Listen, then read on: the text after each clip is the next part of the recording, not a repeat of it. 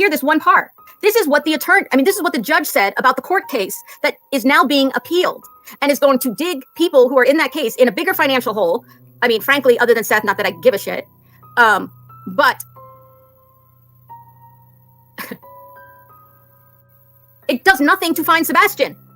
It does nothing to find Sebastian but waste more time. And why would you waste more time on something where a judge said, quote, in a sprawling and at times almost incomprehensible document. And over the course of 79 pages and 350 paragraphs, the complaint in this civil action suggests that various statements of the two defendants, named podcaster defendants, and 50 unnamed Doe defendants, John Doe or Jane Doe defendants, made on publicly accessible online YouTube platforms, which several of those platforms themselves have accessed.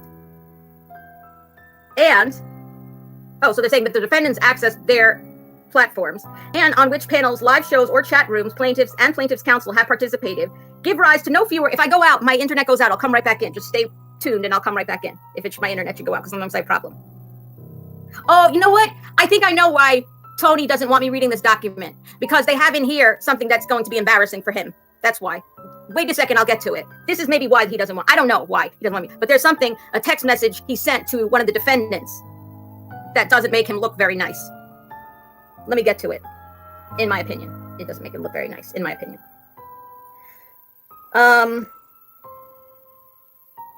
Give rise to no fewer than 47 purported causes of action under various state and federal criminal and civil statutes and Pennsylvania common law. The complaint does not seek damages for the alleged wrongful acts. Rather, it seeks to preclude defendants from hosting their podcasts and to enjoin various forms of speech and or conduct.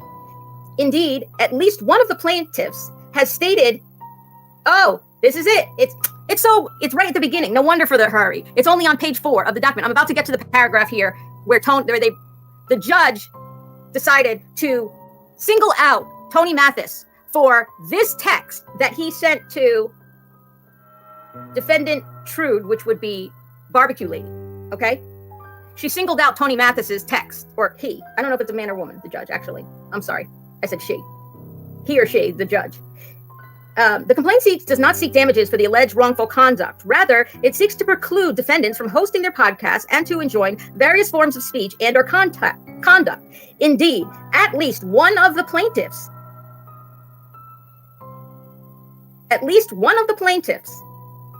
has stated expressly that he intended to file a lawsuit without regard to whether he would win, but solely to cause the defendant to incur fees in defending against it.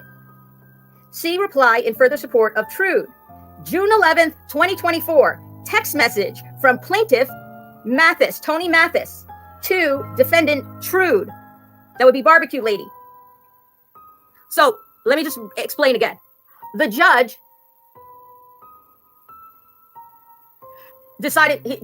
has pointed out they weren't seeking monetary damages, right? For hurting their reputations or for damage or to their reputations or whatever. But so they're kind of like questioning, like, well, what's the reason, I guess? That's my interpretation of it. And the judge, in their ruling against the plaintiffs, who include Tony Mathis, uses an example of a text from Tony Mathis to Barbecue Lady from June 11th, 2024. Text message from plaintiff Mathis to defendant Trude, stating, quote, hold on. Let me show y'all this.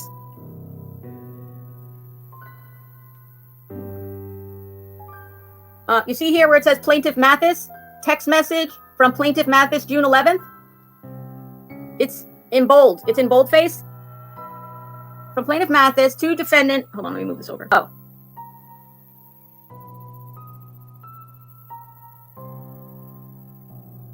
There we go. June 11th. This is from Tony Mathis to Barbecue Lady. Hold on, let me make sure you see that LOL he wrote. Tony says, LOL, ... I'm actually going to file a civil suit against you and, hold on. This is underlined here. I don't know if he underlined it or the judge just underlined it. against you and make you pay to defend it, period. To defend it, period. Don't even care if I win. Screw. Oh, he goes on to say, I'll read it again after. Screw filing a C&D, cease and desist. Waste, I guess he misspelled it or did, the spelling. Waste of time. This is him talking to her. Stand by, Tony's saying to her, stand by. Wait, where am I reading? Stand by. Stand by. I was done with you, but oh well. Emphasis added.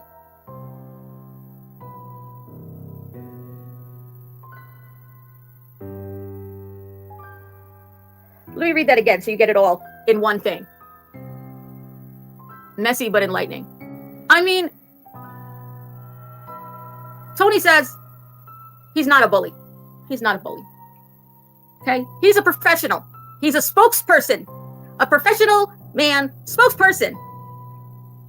I know that creators say bad things and mean things about people that they shouldn't. People have said a lot of bad and mean things about me.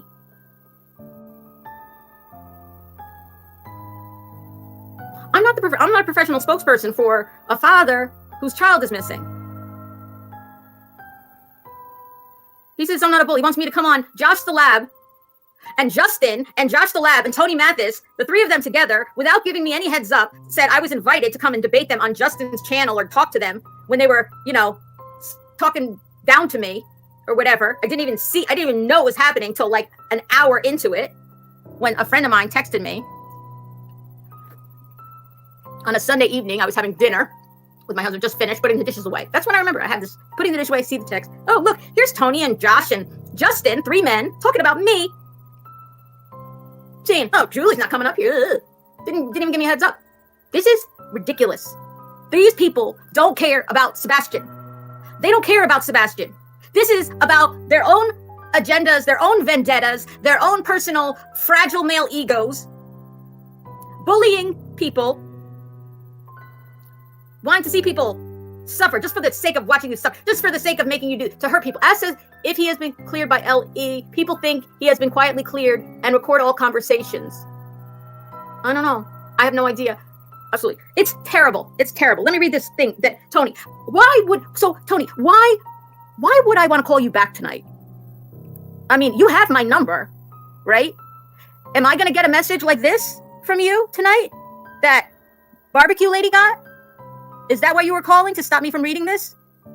I forgot it was even in there. There's so much that was said about this filing that was so wrong, that the judge was so, like I said, it's an embarrassment to At Night and the other plaintiffs, what the judge said. That's what I said, how I described it. I felt it's embarrassing. And then I remember, this is why.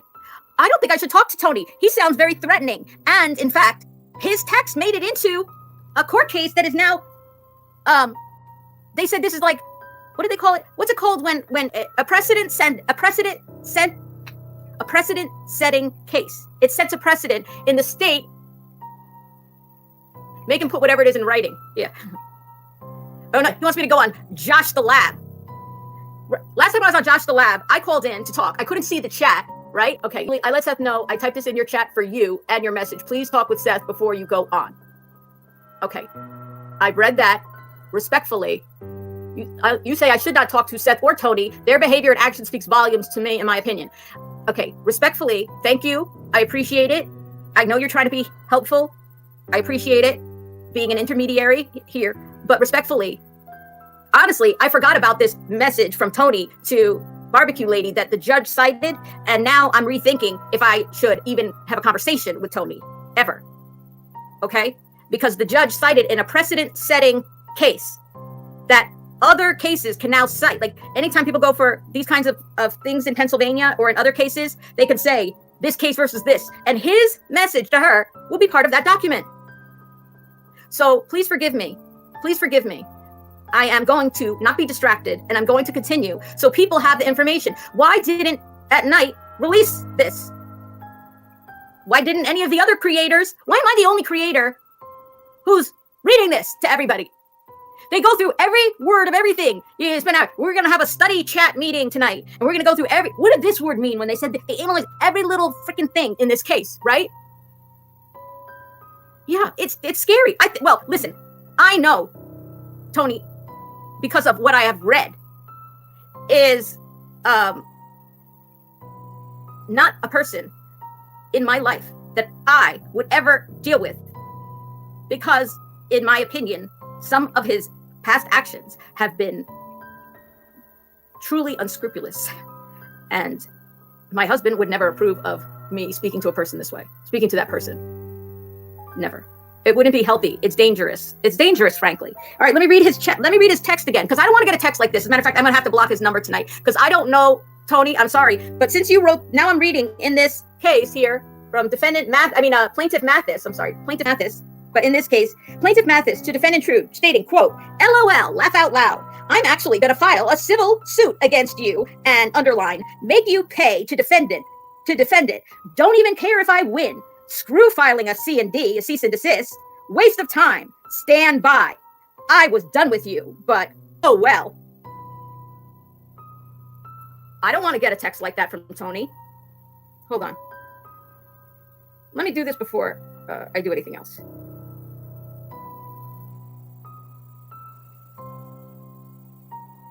This is wait. You know what? I just took a screenshot. I'm going to hide the number so you can see, because right now I'm going in and given what I just read, I am now clicking block on Tony Mathis. Block. Please don't contact me from another phone, Tony. I'm blocking you. I just blocked you. Okay?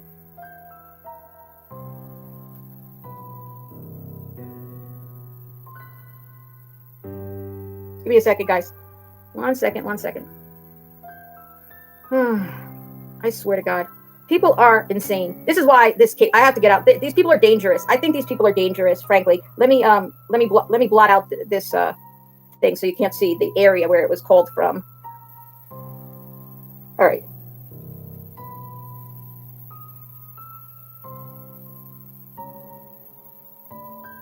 Just so you see here, I've now blocked Tony Mathis. I missed his call 11:42.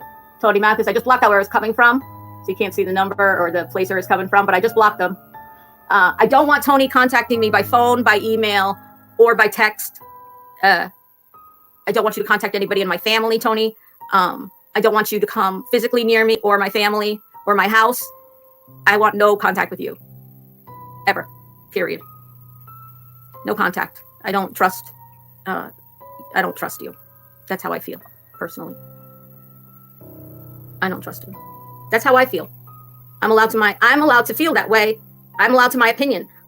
You know, I'm a mom. I have kids who, despite my children turning 21, my twins turning 21 in a few days, my son Spencer will need lifetime of care. I have to be here for him, you know, to look out for him and his interests. You say he's only taking orders by Seth. I don't know if that's true. I don't know who's taking. It's not about orders. I think, yes, Seth hires him and Seth could fire him. I do believe that. But,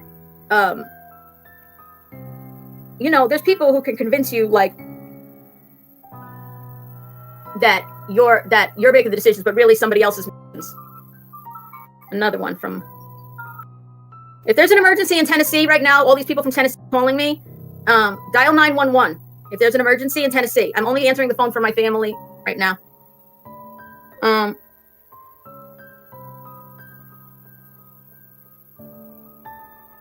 I know he stated that on his post that he's in charge. Okay, I believe it. He's in charge.